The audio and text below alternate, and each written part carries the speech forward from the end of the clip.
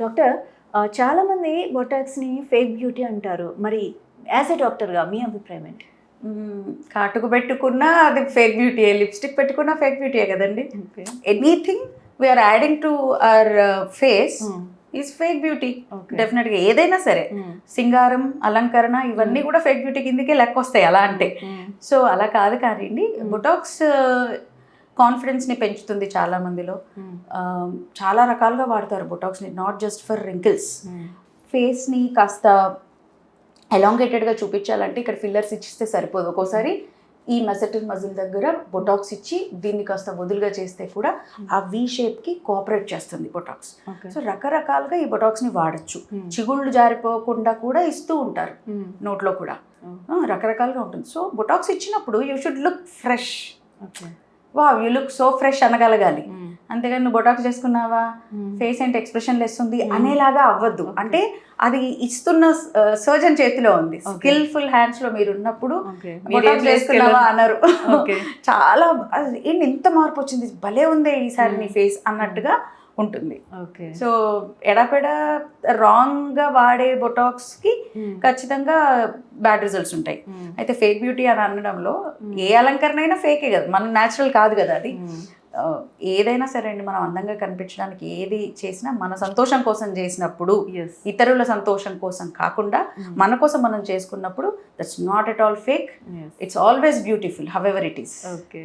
ఈ ఫిల్లర్స్కి negative image ఎందుకు వస్తుందంట? మాధవి గారు, మీరు రాఖీ సావంత్ ఎఫెక్ట్ అని విన్నారా? అసలు మీడియాలో బాగా ఏంటంట అంటే, బాలీవుడ్లో అందరూ రాఖీ సావంత్లా ఉన్నారంట ఫిల్లర్స్ వేయించుకున్న వాళ్ళు. మన ఇక్కడ తెలుగు తమిళ సైడ్ వచ్చేసి అందరూ సమంత లాగా ఉన్నారట. ఈవిడ సమంత లాగుందా, ఈవిడెవరోనా అన్న కన్ఫ్యూజన్ కూడా వస్తుందంట. ఇదంతా ఎక్కడ అంటే over usage of fillers. So negative talk fillers గురించి ఎక్కడ వచ్చిందంటే, ఓవర్గా ఫిల్లింగ్, ముఖ్యంగా సినిమా వాళ్ళండి. మామూలుగా మనం చేసుకునే ఫిల్లర్స్, బయట వాళ్ళు చేసుకునే ఫిల్లర్స్కి, సినిమా వాళ్ళు చేసుకునే ఫిల్లర్స్కి డిఫరెన్స్ ఉంటుంది. ఏ రకంగా అంటే there characters on screen demand looks. So camera ముందు చాలా మేకప్ వేస్తే కూడా చాలా లైట్గా వేసినట్టు సటిల్గా కనబడుతుంది. సో కొంచెం ఫిల్లర్స్ వేసినప్పుడు ఆ వాళ్ళకి కావాల్సిన ఎఫెక్ట్ కెమెరాలో కనిపించదు. So they try to over fill those particular areas. So అక్కడ ఓవరాల్గా అటువైపు జనాలంతా ఒకలాగా, ఇటువైపు జనాలు ఒకలాగా కనబడుతున్నారు. సో ఆ నెగిటివ్ అనేది ఓవర్ ఫిల్లింగ్ ద్వారా వస్తుందండి. చెంపలు బాగా ఎత్తుగా కనిపించేయడము. అండ్ ఇంకొకటి అండి, బాగా డైటింగ్లు చేసేస్తారు, సన్నగా మెయింటైన్ చేయాలి బాడీ. డైటింగ్ చేసేసినప్పుడు బాడీతో పాటు మొహంలో ఉన్న మజిల్స్ కూడా కొంచెం జారిపోయినట్టుగా, ఫ్యాట్ లాస్ వల్ల కూడా జారుడుగా చెంపలు కనపడ్డప్పుడు ఏజింగ్ కనపడడం స్టార్ట్ అవుతుంది. సో ఈ 30s దాటుతున్న వాళ్ళందరూ కూడా ఏంటంటే ఫీల్డ్లో ఉండాలి ఎక్కువ కాలం. ఆ లుక్ని, పాత లుక్ని మెయింటైన్ చేయాలి అంటే they have to keep on injecting fillers. Anti ageing properties ఉన్న ఈ ఫిల్లర్స్ వాడాల్సి వస్తుంది వాళ్ళు. So they keep on doing that. అక్కడ హెల్త్ ప్రాపర్గా లేదు, బయట నుంచి మాత్రం ఇవి వేసుకున్నారు. సో అందరు ఇదే, ఇక్కడ ఇక్కడ ఇక్కడ ఫిల్లర్స్, ఒకే మూసగా వెళ్తుంది ఇది. సో ఇక్కడ వస్తున్న నెగిటివ్ టాక్ ఏనండి అది ఫిల్లర్స్ అని. మీరైతే ఏం సజెస్ట్ చేస్తారు as a doctor? Get it, చేసుకోండి, చక్కగా చేసుకోండి, కానీ లిమిటెడ్గా ఉండాలి, అది సటిల్గా ఉండాలి. సటిల్గా ఉండాలి. నేను 2 ఏళ్ల దాకా ఇలాగే ఉండాలన్నట్టుగా ఇప్పుడే అన్ని పంపిణీ చేసేసుకోకూడదు. సటిల్గా చేంజెస్ చేయాలి.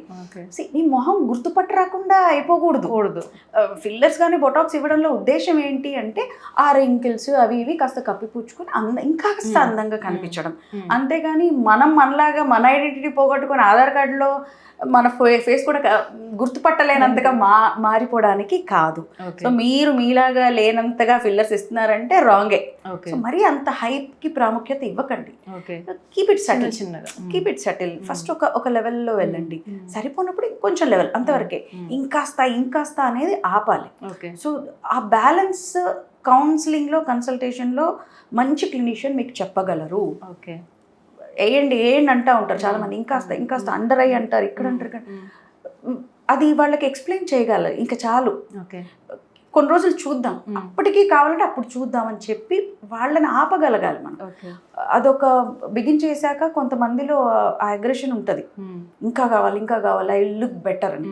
మేబీ వాళ్ళ పాస్ట్ ట్రామాస్ కావచ్చు, చైల్డ్హుడ్ ట్రామాస్ కావచ్చు, ఫేస్ చేసినవి వాళ్ళని అవే చేసుకోమని ప్రేరేపిస్తూ ఉంటాయి. So that's where we have to intervene and tell them wear to stop. Okay. ఈ బొటాక్స్, ఫిల్లర్స్ ఇవన్నీ లగ్జరీనా లేకపోతే మెడికల్ సైన్స్? సైన్స్ ఏనండి, దిస్ ఇస్ ఆల్ సైన్స్. మజిల్ని మనం ట్యూన్ చేయడం బొటాక్స్ త్రూ. ఇది మజిల్ అనే ఇంటర్వెన్షన్, ఇక్కడ అనాటమీ, ఫిజియాలజీ ఆఫ్ మజిల్ ఇవన్నీ ఇంటర్వ్యూన్ అవుతున్నాయి. This is nothing but science, medical ఖచ్చితంగా.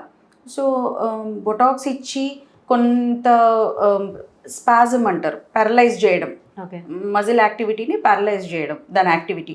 So it's not just a cream పైనుంచి అప్లై చేయడం, ఏదో ఒక ఇంజెక్షన్ ఇవ్వగానే అయిపోవడం కాదు.